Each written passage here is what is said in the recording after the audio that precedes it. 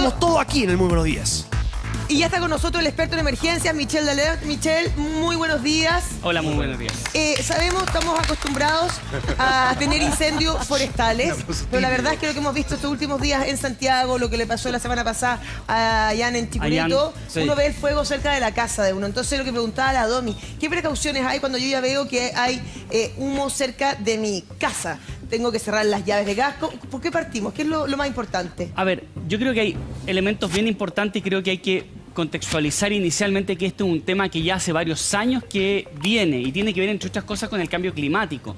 ¿Ya? En ese sentido, si ya estamos sobre la temporada, digamos, esta temporada se adelantó como se han venido adelantando las otras temporadas. Estamos hablando de una temporada antiguamente quizás partía eso de noviembre, mediados de noviembre. Hoy día estas temporadas están partiendo en octubre. Incluso hay quienes ya dicen que los incendios forestales en Chile están durante todo el año y es difícil hablar de temporada.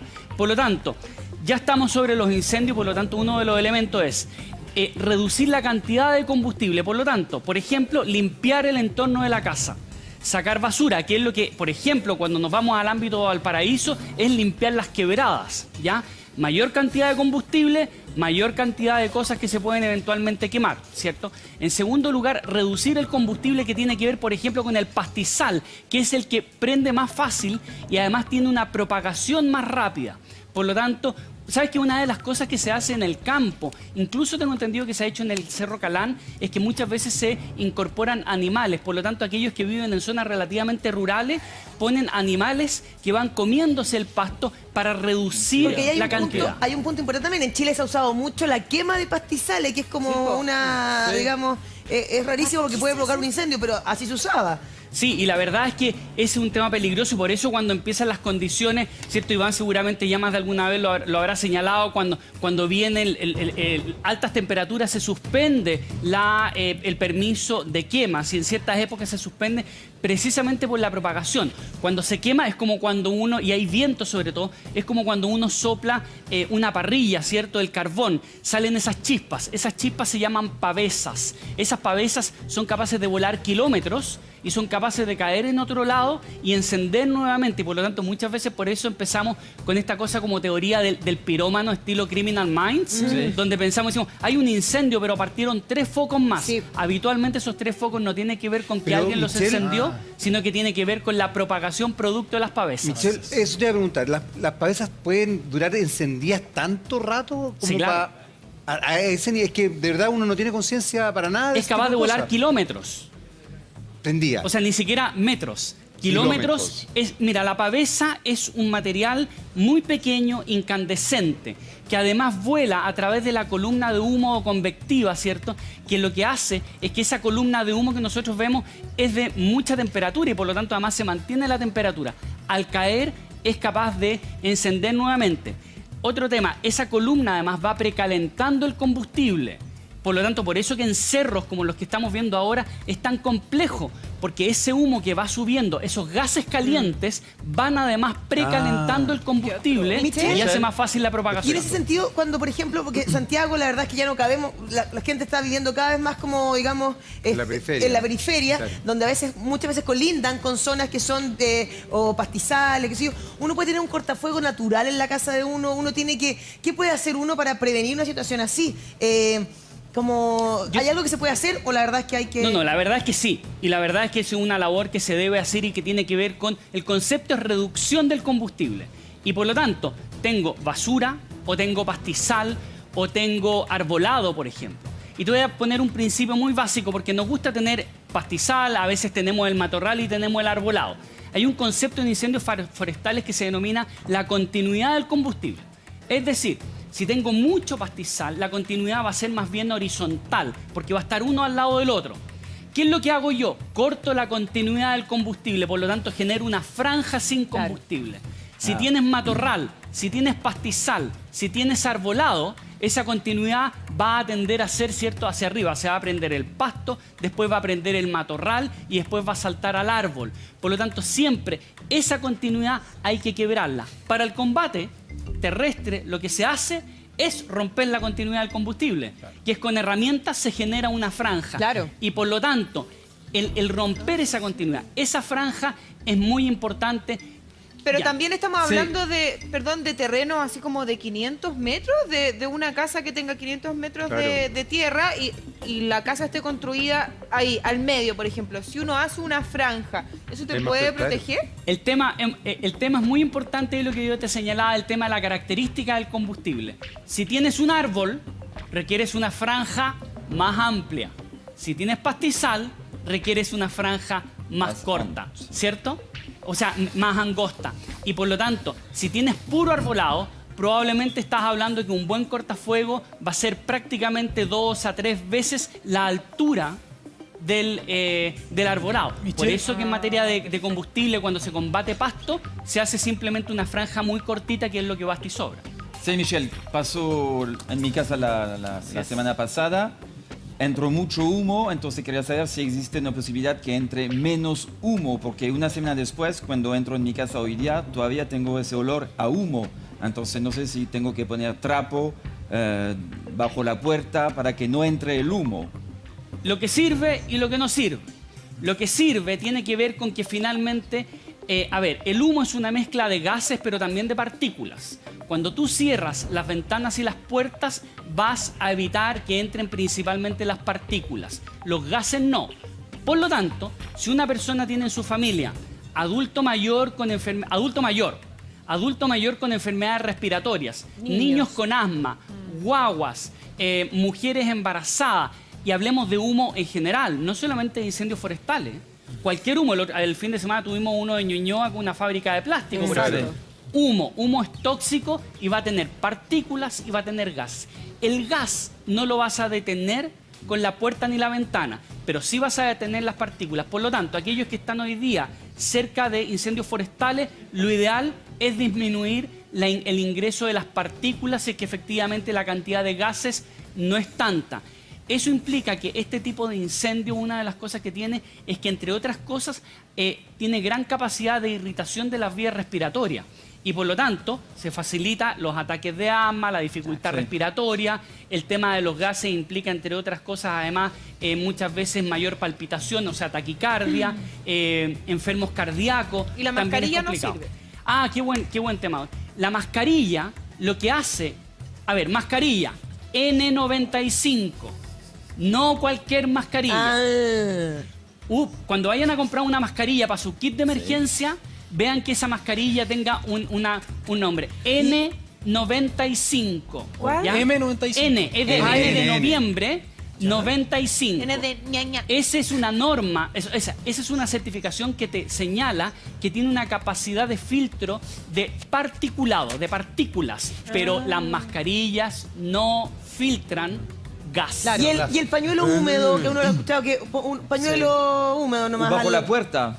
Bueno, bajo la puerta. O la toalla, claro, húmeda bajo la puerta. Y tiene que ver principalmente, Ian, con el que no entren partículas, pero los gases van a entrar va a entrar igual. La única forma que no entraran gases es que nosotros fuésemos capaces de poner la casa adentro de una bolsa plástica, hermética. Pero el pañuelo húmedo tampoco sirve, entonces. El pañuelo húmedo va a servir poco y nada, porque en realidad lo que te va a ayudar quizás a disminuir la cantidad de partículas. Pero no nos olvidemos del peligro de los gases.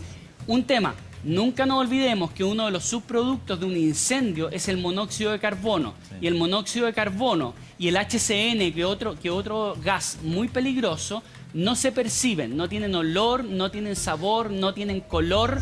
Y por lo tanto, si nosotros vemos humo, es señal de que hay cosas que incluso no somos capaces de percibir. Ya, pero ¿qué hay que hacer ahí? Por ejemplo, se habla de humedecer la zona, porque lo hemos visto. O sea, el incendio la semana pasada en Colina, en sector residencial. Ahora en Pudahuel, en Maipú, sector residencial, y con la gente también evacuando.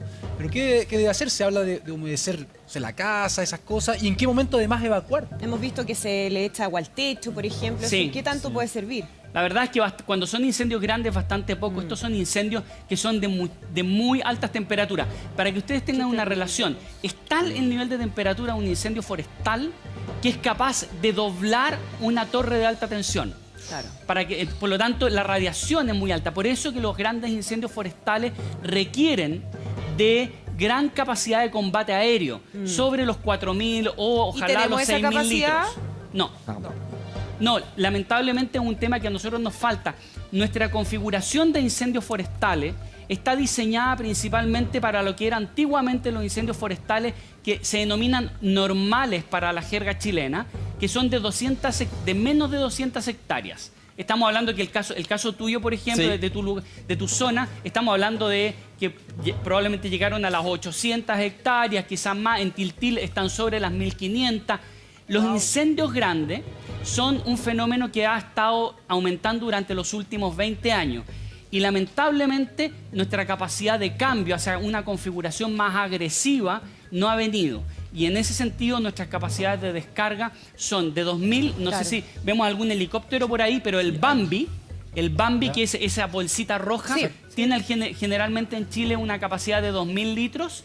Y los aviones Air Tractor que se compraron tienen 3100 litros. Michelle, y por ejemplo, a la pandereta, ¿no? que divide las casas, ¿uno le puede poner un revestimiento antifuego? ¿Eso existe? ¿No sirve de algo? La verdad es que con este nivel de incendio y de temperatura, incendios grandes, no sirve de mucho. Lo más importante es reducir la cantidad de combustible.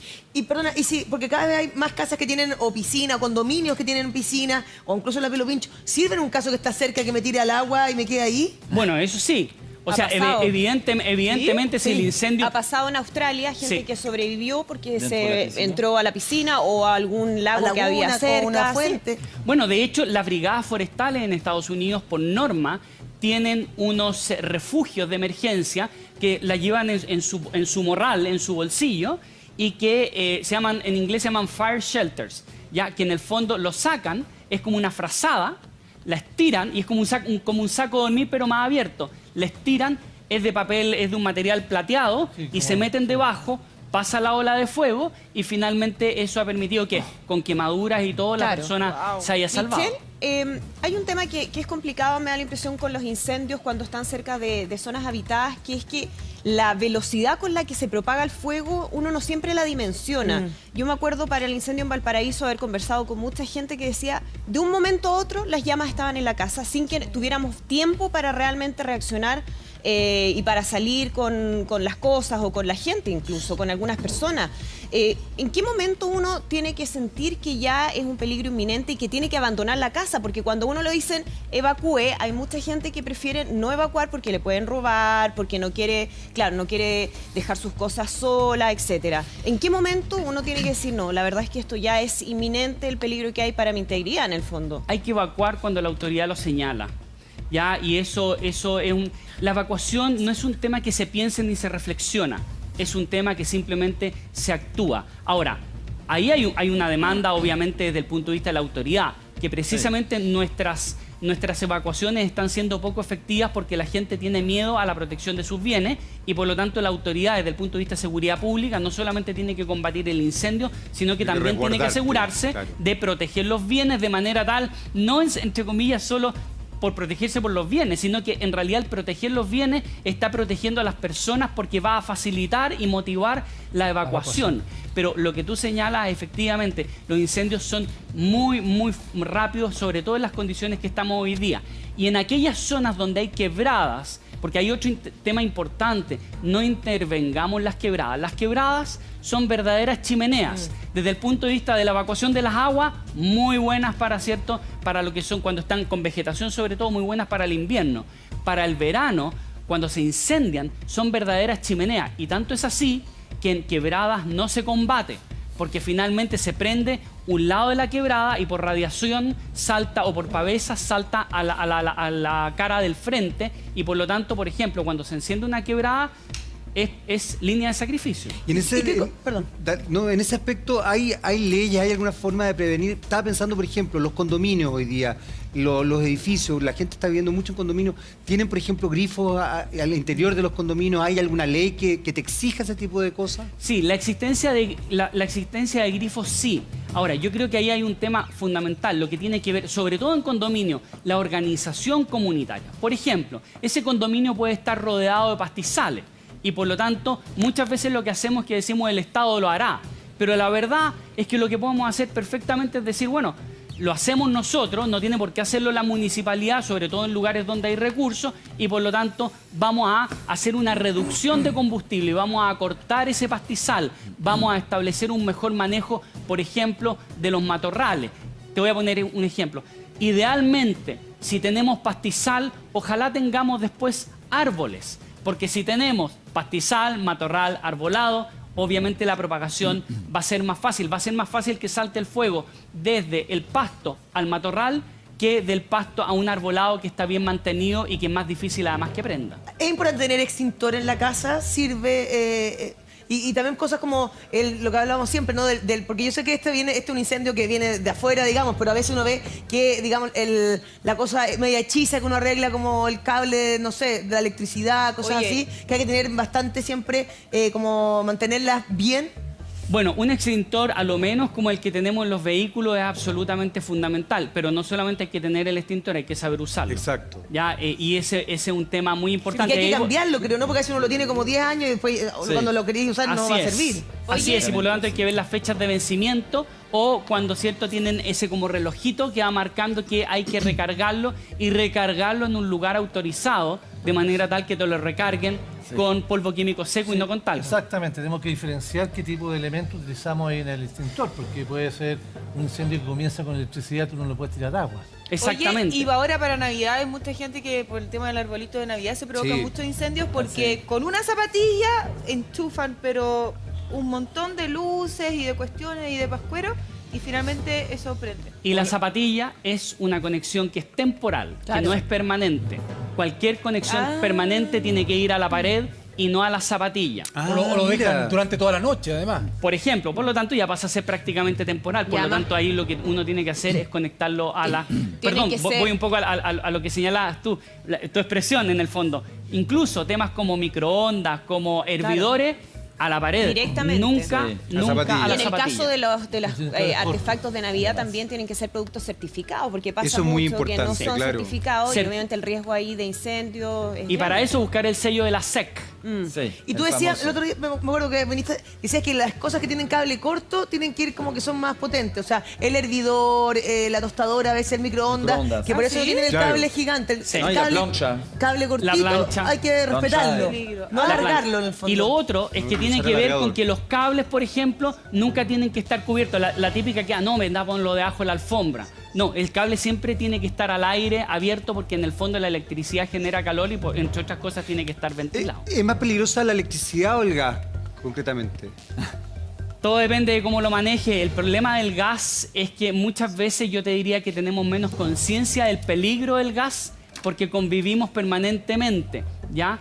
Segundo, no tenemos por norma en nuestro país, como es en países desarrollados, la obligación de tener detectores de humo y detectores de monóxido en las casas. Claro. Ya en país, al menos la experiencia que yo conozco, que es el caso de Estados Unidos, hace décadas, la casa viene de paquete con todas esas cosas, con detectores de humo en cada habitación, y los detectores de humo, además, en muchos condados y estados se regalan si es que tú quieres un detector de humo adicional. En mi casa en Canadá vinieron los bomberos a revisar y a hacer sonar la alarma, porque hay que cambiar la pila cada tanto año además. Exactamente, y de hecho es una multa, te puedes arreglar a una multa. Yo recibí una multa porque no tenía idea.